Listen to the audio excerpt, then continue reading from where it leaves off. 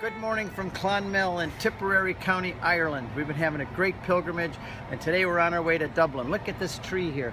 Beautiful landscaping and countryside, hundreds of years old, that tree.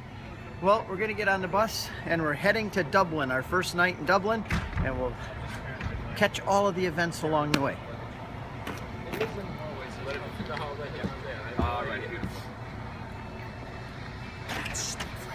Get it that time?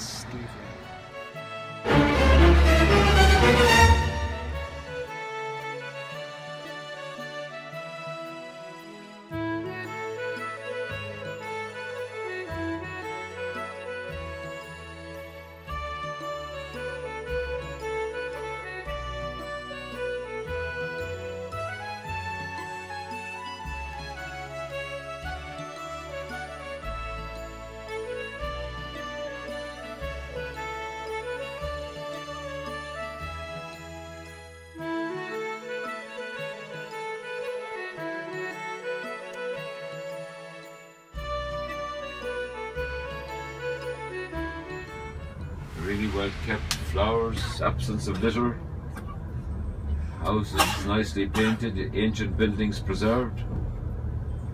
There's another carry coach. There's another carry coach, I tell you. Tony, we have to.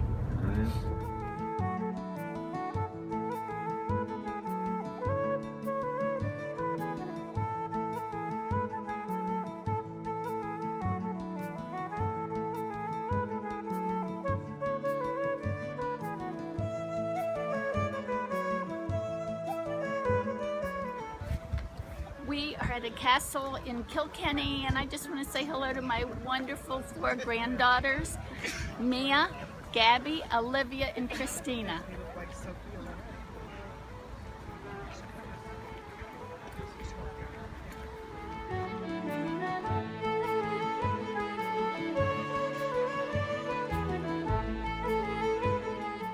Kilkenny is a beautiful city, and after visiting the castle we took a tour of the city, but then it was a little chilly, so we ended up in this nice little coffee shop, a bakery, had a few things including this wonderful quiche.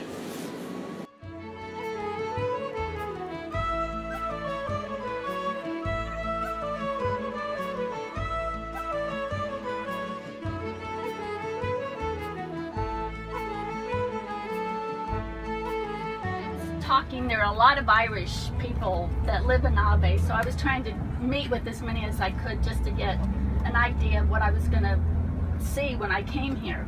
So a friend of mine used to have a Catholic radio show. He was a DJ, and he took a group of his radio listening audience with him over here to Ireland. He also had Irish roots, so he wanted to do a little bit of research on that. I never asked you to get up in the middle of the night to take care of them.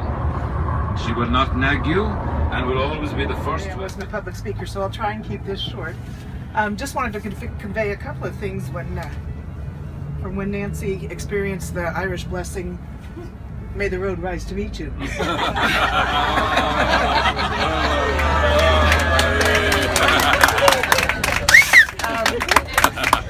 The first blessing was all of you. Thank you for your prayers. You were awesome. Joanne, as a nurse, she was incredible. All of you just being there, gathering around to shield Nancy from the weather. And when Harold got his umbrella out and showed us all how to really break the wind.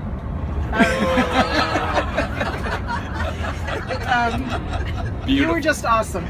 And you know, everything happens for a reason, and we got to experience a part of Ireland that is critical in the stories that Bat's been telling. You wonder how people put up with the hardships that they do or live through them. And we learned from that experience the other day the heart of the Irish people, that and the most beautiful resource of Ireland, I think. And they do it with their warmth, their welcoming, and their wit. There was the ER the other day was very busy. The nurses and doctors were working hard, and the patients were having to wait. There was a lot of them. They were waiting a long time. We made friends with a lot of people. They were couldn't have been more warm, friendly, and fun, and despite the circumstances they were in. And so I have experienced that part of Ireland, which is amazing to me. So I thank you all, and I think I speak for Nancy when we both so appreciate your support. You were wonderful. And again, we got to see the best part of Ireland that day. Thank you.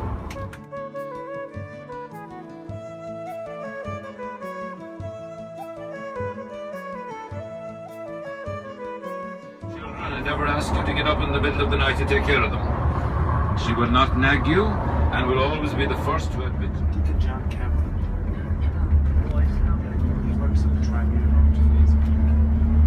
And 3 days a week, Chancery. Nice.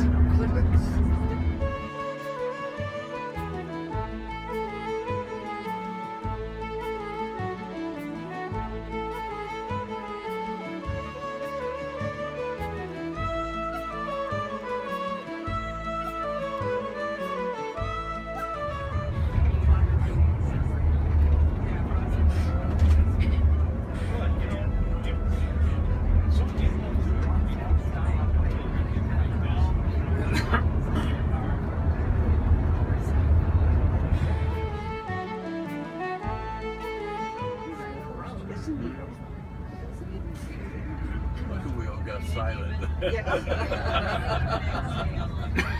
We're all waiting for that bang. Deep contemplation. We're all.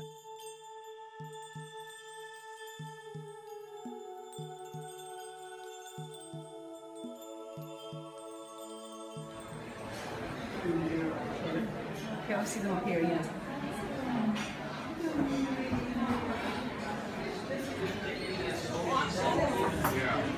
The house is falling. Small cost effective to go 15 feet, but you let your body get there a little bit and make sure you get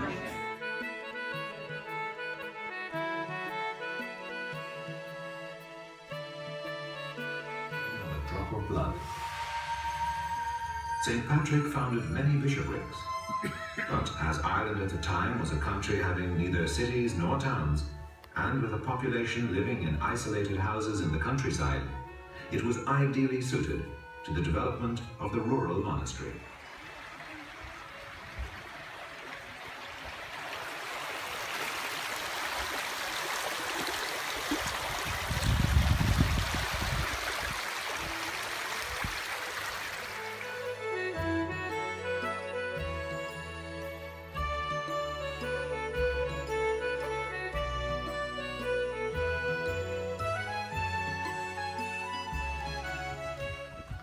The round towers were used for security, fortification, securing the treasures, lookout for distances. It's a trademark of the Irish monasteries. You want her now?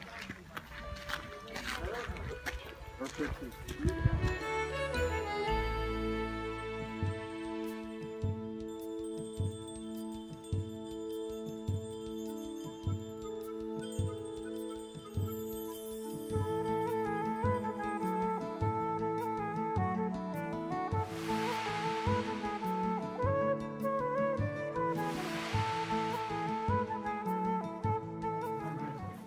Slap bang right for this time for this church. It's in the conservation labs in the National Museum just at the moment. But it's that same bell tower that gives the nickname to the church. Because very often this is called St. Patrick's Kitchen. For years people were quite content to say that the tower was.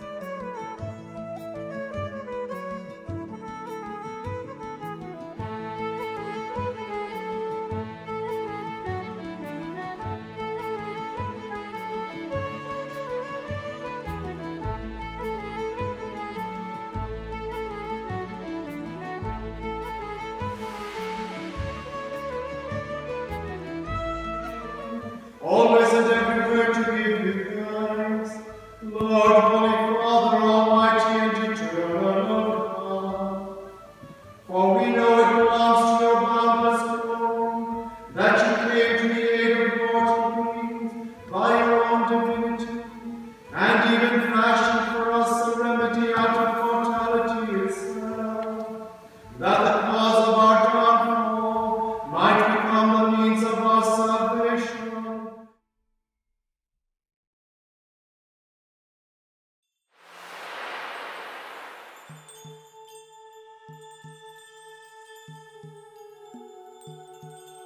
Father, I want to raise up a priest for the Lord. Will you please pray for me?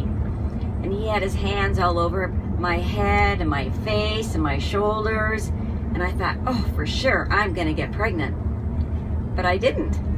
I didn't get pregnant. Didn't get pregnant. And then a couple months later, this was in June that John Paul prayed for me. In September, the Lord gave Steve the kind of revelation, inspiration, indigestion, whatever it was, asking us to make the Footprints of God film series. And so we started doing that. So Steve thought, well, maybe that's how we're going to raise up a priest for the Lord, is through these movies. So anyway, you know, I just left it in the Lord's hands. I wasn't getting pregnant. And then a few years later, I had this dream that I was pregnant. And it was one of those dreams I thought, oh, I better check. I was 48 years old. We were leaving for the island of Guam the next day. And sure enough, I was pregnant. And I backtracked the date to when I would have conceived. And I conceived on the day that John Paul died.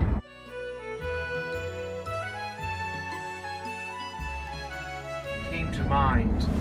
And now he could have said to me, you're the lousiest reader in Christendom. Or thank you for reading, in whatever way it could have been, I don't know. But I had a quizzical look on my face, and he repeated it. And at that stage I thought, cut your losses and say thank you, Holy Father. Which I did. And then I went back, and my classmates who had preceded me in this little procession, one of them was standing right beside me, and he turned to me and he said, what did he say to you? And without losing a beat, I just simply said, you will sit in this chair one day. At which Dom Gibbets gave us the dirtiest look that only a Polish cardinal would be cardinal can.